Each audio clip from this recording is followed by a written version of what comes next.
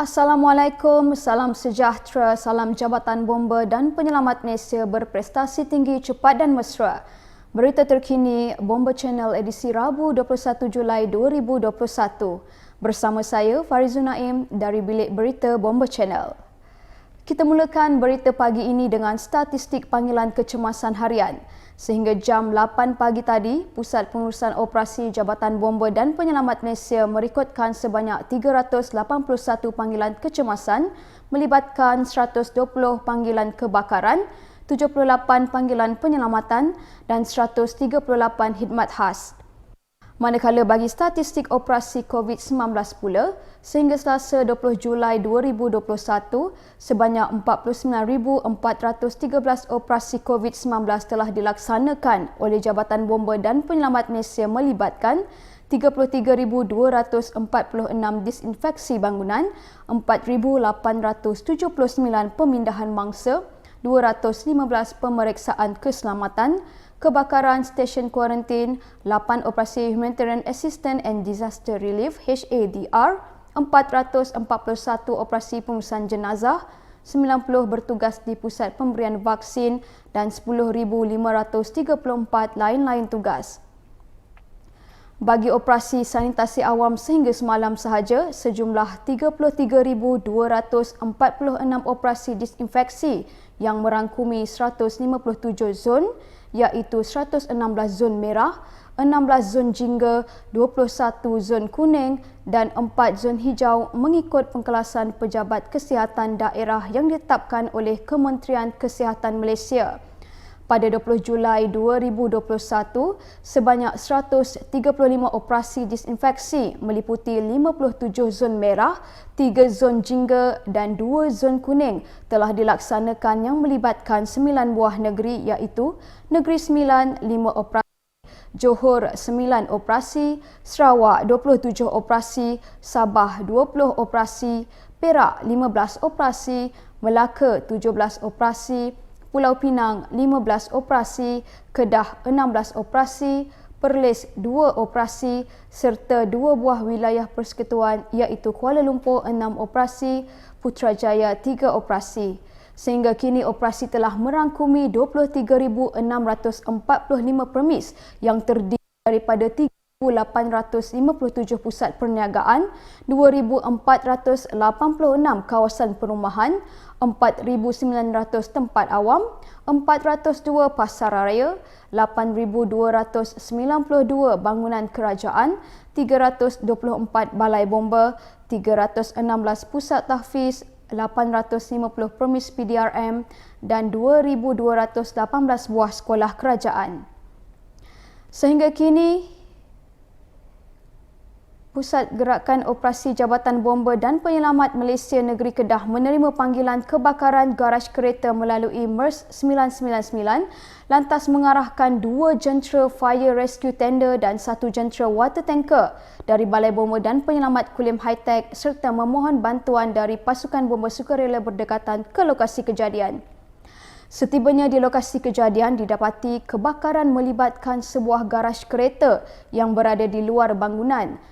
Garaj kelas C tersebut dianggarkan berkeluasan 15 kali 15 kaki persegi serta tidak melibatkan struktur bangunan. Penilaian awal kemusnahan adalah hampir 50% serta turut melibatkan sebuah kereta jenis Pro 2 kancil dan sebuah motosikal skuter jenis Modinas Elegant. Menurut Komander Operasi Pegawai Bomba Kanan 2 Mat Puad bin Haji Ghazali, tindakan pantas anggota Balai Bomba Penyelamat Kulim High-Tech akhirnya berjaya memadamkan kebakaran pada jam 5.50 pagi semalam. Tiada kecederaan atau kematian dilaporkan. Komander Operasi Penolong Penguasa Bomba Nik Ahmad Afsham bin Nikpa, Ketua Balai Bomba dan Penyelamat Machang bersama 8 anggota balai tersebut telah berjaya memadamkan kebakaran sebuah rumah kedai separuh kekal 2 tingkat yang berkeluasan 20 kali 70 kaki persegi di Machang, Kelantan. Kejadian kebakaran rumah kedai yang berlaku itu telah terbakar hampir 95% dan pasukan bantuan dari Balai Bomba dan Penyelamat Tanah Merah digerakkan bagi membantu memadam kebakaran tersebut. Usaha yang telah dilakukan oleh pasukan bomba berkenaan akhirnya berjaya mengawal kebakaran pada jam 4.25 pagi sebelum dapat dipadamkan sepenuhnya pada jam 7.14 pagi semalam. Tiada kecederaan dan kehilangan jiwa dilaporkan, manakala jumlah kerugian dan punca kebakaran masih dalam siasatan.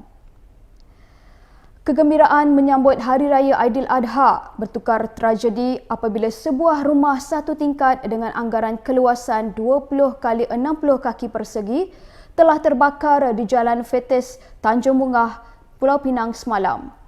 Pasukan bomba dan penyelamat Bagan Jermal telah diarahkan untuk ke lokasi kejadian bagi memadamkan kebakaran tersebut.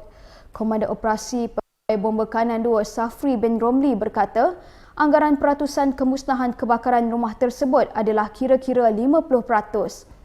Operasi pemadaman turut dibantu oleh Balai Bomba dan Penyelamat Jalan Perak serta pasukan bomba sukarela berhampiran. Tiada mangsa yang dilaporkan terlibat dan kebakaran berjaya dipadamkan sekitar jam 9.19 pagi semalam. Balai Bomba dan Penyelamat Bukit Kayu Hitam telah menerima panggilan kecemasan secara talian terus berkenaan dengan kebakaran blok asrama Universiti Utara Malaysia Sintok pada jam 10.55 pagi semalam. Pusat Gerakan Operasi Jabatan Bomba dan Penyelamat Malaysia Negeri Kedah telah mengarahkan jentera dari Balai Bomba dan Penyelamat Bukit Kayu Hitam ke lokasi kejadian bagi memadamkan kebakaran berkenaan. Setibanya di lokasi, Komandan Operasi Pegawai Bomba Kanan 2 Nazri bin Kasar melaporkan kebakaran melibatkan sebuah asrama. Bangunan kelas A telah terbakar hampir 80% di tingkat 3 bangunan tersebut. Bangunan asrama yang berkeluasan 40 kali 120 kaki persegi itu telah dapat dipadamkan dengan bantuan keanggotaan dari Balai Bomba dan Penyelamat Jitra serta pasukan bomba sukarela berdekatan sekitar jam 11.20 pagi semalam. Tiada mangsa kecederaan dan kematian dilaporkan. Pusat Gerakan Operasi Jabatan Bomba dan Penyelamat Malaysia Negeri Perak telah menerima satu panggilan kecemasan pada jam 3.55 pagi semalam berkenaan satu kes kebakaran kilang di alamat SHC Rescue Sdn Bhd Kampar. Pasukan Keluaran Operasi Balai Bomba dan Penyelamat Kampar bersama jentera bantuan dari Balai Bomba dan Penyelamat Tapah dan Simpang Pulai serta pasukan bomba sukarela Teluk Intan dan Langkap telah diatur gerak ke lokasi kejadian dengan jarak kira-kira 4.5 km dari balai. Setibanya di lokasi kejadian, didapati benar berlaku kebakaran melibatkan sebuah kilang memproses habuk kayu kelasi berkeluasan 100 kali 80 kaki persegi musnah terbakar kira-kira hampir 80%. Kebakaran turut melibatkan sebuah motosikal, 2 mesin pengisar habuk dan sebuah forklift serta tidak melibatkan mangsa. Operasi pemadaman tamat sepenuhnya pada jam 12.21 tengah hari. Kedai jenis terbuka di alamat Jalan Bendahara, Pasir Putih, Perak telah dilaporkan terbakar pada jam 12.57 tengah hari semalam. Pasukan Keluaran Operasi Balai Bomba dan Penyelamat Pasir Putih bersama jentera bantuan dari Balai Bomba dan Penyelamat Ipoh dan Simpang Pulai serta pasukan bomba sukarela Pekanbaru Mengelembu dan Pasir Pinji telah diatur gerak ke lokasi kejadian dengan jarak kira-kira 5 km dari balai. Setibanya jentera di lokasi kejadian, didapati kebakaran melibatkan 2 lot kedai terbuka yang mengandungi pelbagai barangan lusuh seperti tayar, longgokan besi, alat ganti serta longgokan enjin-enjin kereta yang telah disimpan di kedai berkenaan.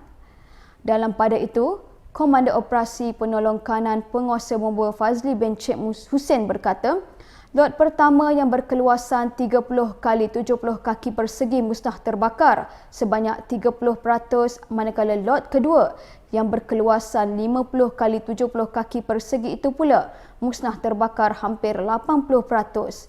Tiada mangsa dilaporkan terlibat. Ketika umat Islam sedang bergembira meraihkan Hari Raya Aidiladha mengikut SOP yang ditetapkan, satu kejadian kemalangan jalan raya melibatkan sebuah trailer yang terbabas ke dalam longkang. Menurut Komandan Operasi, sebaik sahaja menerima panggilan kecemasan, pasukan bomba dan penyelamat dari Kuala Lipis dengan keanggotaan seramai 6 orang bertindak mengeluarkan mangsa yang tersepit di tempat duduk pemandu dengan menggunakan rescue hydraulic cutter bagi mengeluarkan mangsa yang tersepit. Mangsa yang cedera telah diserahkan kepada pihak Kementerian Kesihatan Malaysia. Usaha mencari dan menyelamat seorang lelaki Melayu berumur 65 tahun yang dilaporkan hilang membuahkan hasil apabila anggota dari Balai Bomba dan Penyelamat Pandan Indah berjaya menemui mangsa dalam keadaan terbakar. Mangsa telah ditemui di alamat Jalan Saga 24, Taman Saga dengan anggaran peratusan kebakaran sebanyak 70% telah disahkan meninggal dunia oleh pihak Kementerian Kesihatan Malaysia. Menurut Komander Operasi Penolongkanan Penguasa Bomba Anas bin Ahmad Zubaidi, anggota bomba hanya membantu pihak polis diraja Malaysia menurunkan mangsa yang telah meninggal dunia dengan menggunakan basket stretcher. Sekian dahulu berita terkini untuk hari ini.